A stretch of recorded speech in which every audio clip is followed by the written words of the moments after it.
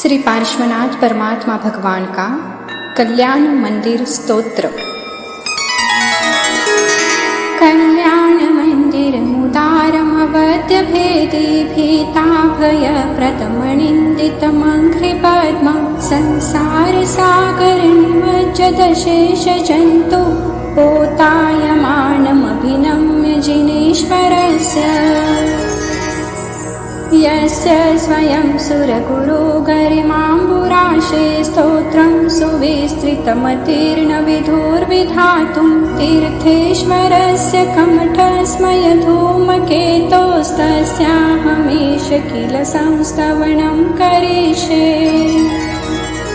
सामान्यतोऽपि तव वर्णयितुं स्वरूपमस्मादृशा कथमधीश भवन्त्यधीशां हृष्टोऽपि कौशिकशिशु यदि वा दिवान्धो रूपं प्ररूपयति किं किल धर्मरश्मिः। मोहक्षयानुभवमपि नाथमर्त्यो नूनं गुणान् गणयितुं न तव क्षमेत कल्पान्तवान्तपयसा प्रकटोऽपि यस्मान् नीयेत केन जलधेर्णनुरत्नराशि। अभ्युद्धतोऽस्मि तव नाथ जडाशयोऽपि कर्तुं स्तवं लसदसङ्ख्यगुणाकरस्य बालोऽपि किं न निजबाहुयुगं वितत्य विस्तीर्णतां कथयति स्वधियाम्बुराशे। ये योगिनामपि न यान्ति गुणास्तवेश वक्तुं कथं भवति तेषु ममावकाश जाता तदेव समीक्षितकारितेयं जल्पन्ति वाणिजगिराणनुपक्षिणोऽपि। आस्तां चिन्त्य महिमाजिन संस्तवस्ते नामापि पाति भवतो जगन्ति तीव्रातपोपहत पान्थजनान्दिदाधे प्रीणाति पद्मसरसः सरसोऽनिलोऽपि। हृद्वर्तिनि त्वयि विभो शिथिलीभवन्ति जन्तो क्षणेन निबिडापि कर्मबन्धा सद्यो भुजङ्गममया इव मध्यभागमभ्यागते वनशिखण्डिनि चन्दनस्य। मुच्यन्त एव मनुजा सहसा जिनेन्द्र रौद्रैरुपद्रवशतैस्तविवीक्षितेऽपि गोस्वामिनि स्फुरिततेजसि दृष्टमात्रे चौरेरिवाशु पशवः प्रपलायमानैः। त्वं तारको जिन कथं भविनां त एव त्वामुद्वहन्ति हृदयेन यद्युत्तरन्तः यद्वा धृतिः सरति यज्जलमेष नूनमन्तर्गतस्य मरुतासः किलानुभावः। यस्मिन् हरप्रभृतयोऽपि हतप्रभावः सोऽपि त्वया रतिपतिक्षपितः क्षणेन विद्यापिता हुतभुजा पयसाथयेन पीतं न किं तदपि दुर्धरवाडवेन। स्वामिन अल्पगरिमाणमपि प्रपन्ना स्वां जन्तवा कथमहो हृदये दधानः जन्मादधिं लघुतरन्त्यति लाघवेन चिन्त्यो न हन्तमहतां यदि वा प्रभावः। क्रोधस्त्वया यदि विभो प्रथमं निरस्तो ध्वस्तास्तदा वद कथं किल कर्मचौराप्नोष्यत्यमूत्र यदि वा शिशिरापि लोके नीलद्रुमाणि विपिनानि न किं हिमानि। त्वां योगिनो जिन सदा परमात्मरूपमन्वेषयन्ति हृदयाम्बुजकोशदेशे पूतस्य निर्मलरुचेर्यदि वा किमन्यदक्षस्य सम्भवि पदं ननु कर्णिकायाः।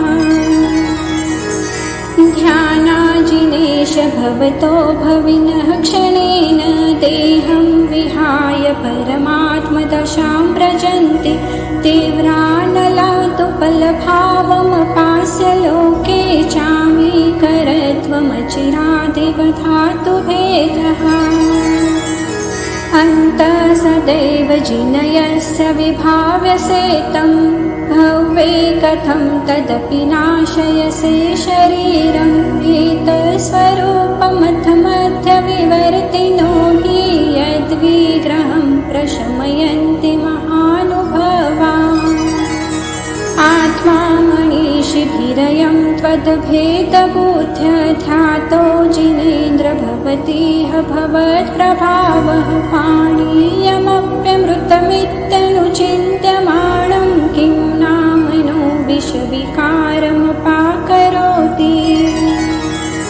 त्वामेव वीततमसम्परवादिनोऽपि नूनं विभो हरिहरादिधया प्रपन्ना किं काचकामिलिभिरीशसितोऽपि शङ्खो नो गृह्यते विविधवर्णविपर्ययेन धर्मोपदेशसमये सविधानुभावादास्तां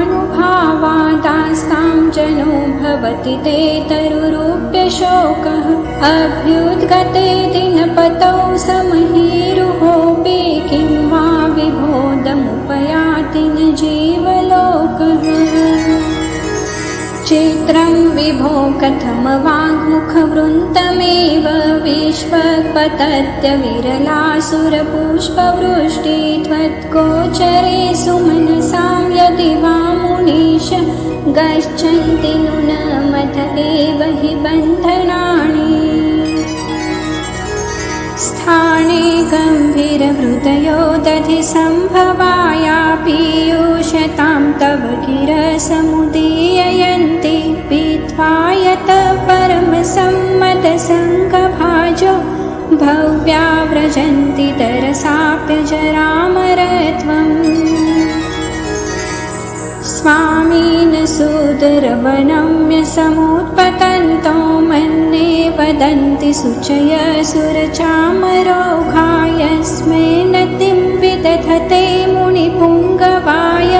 तेनूनमूर्ध्वगत खलु शुद्धभावा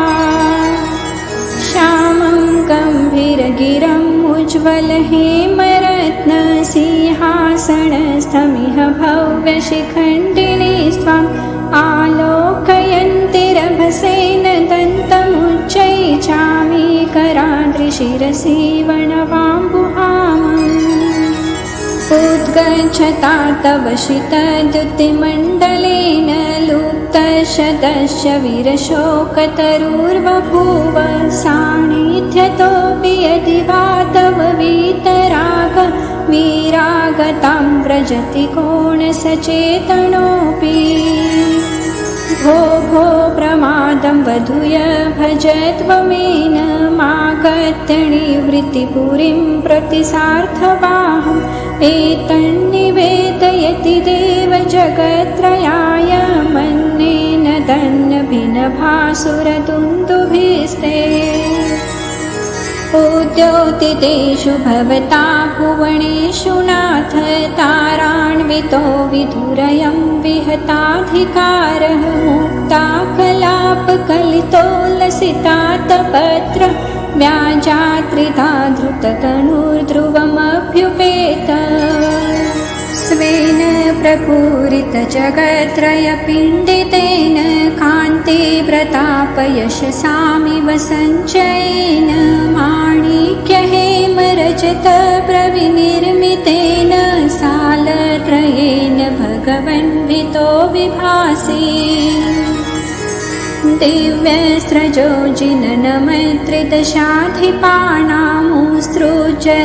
दिव्यस्रजोजिननमैत्रिदशाधिपानामुस्त्रोच्चरत्नरचितानपि मौलिबन्धान् पादौ श्रयन्ति भवतो यदि वा परत्र त्वत्सङ्गमे सुमनसो न रमन्त एव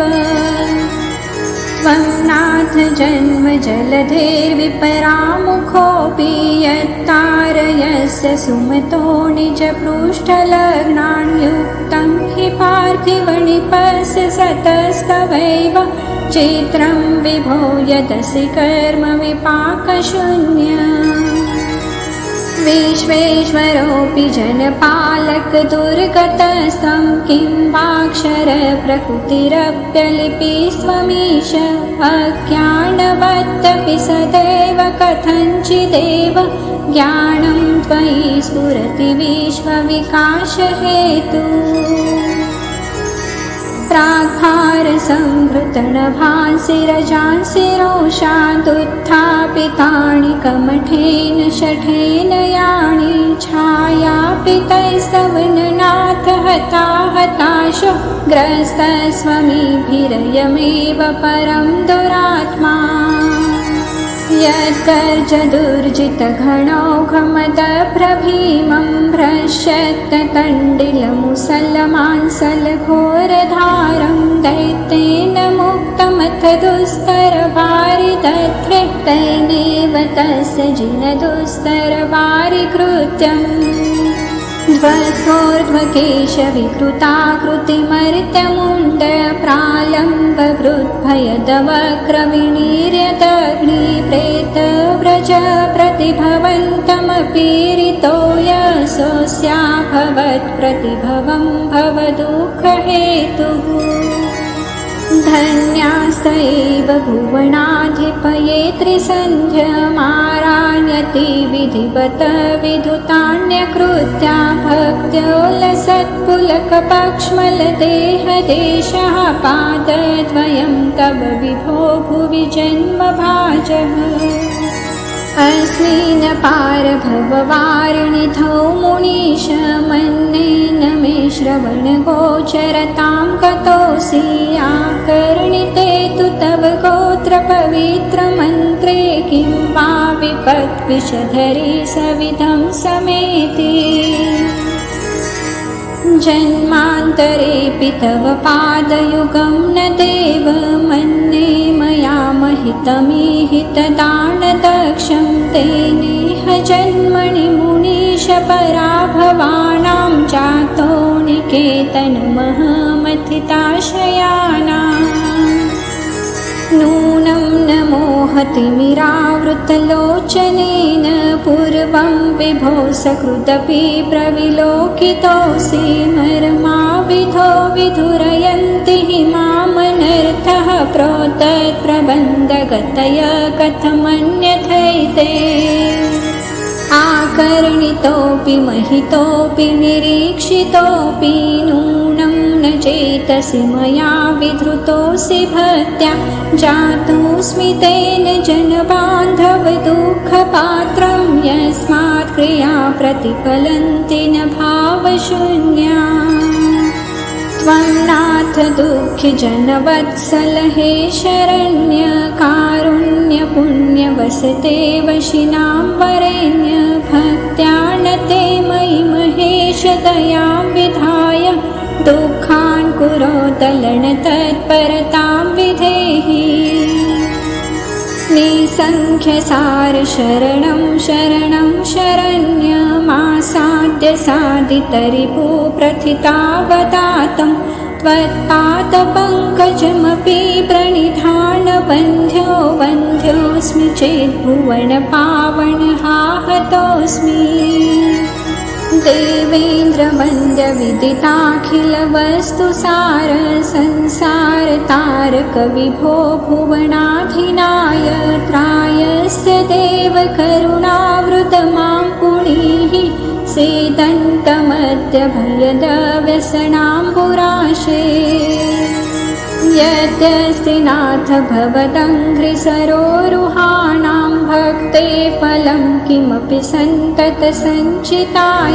तन्मत्वदेकशरणस्य शरण्यभूयः स्वामी त्वमेव भुवनेत्र भवान्तरेऽपि इत्थं समाहितधियो विधवज्जिनेन्द्र सान्द्रोल्लसत्कुलशेखर सत्पुलककञ्चुकिताङ्गभागः त्वद्बिम्बनिर्मलमुखाम्बुजबद्धलक्ष्या ये संस्तवं तव विभो रचयन्ति भव्या जननयन कुमुदचन्द्रप्रभास्वरा स्वर्गस्वं पदो भुक्त्वा देवी गलतमलनिचया अचिरामोक्षं प्रपदन्ते अचिरामोक्षं प्रपदन्ते। बोलिए श्री पार्श्वनाथ प्रभु भगवान की जय।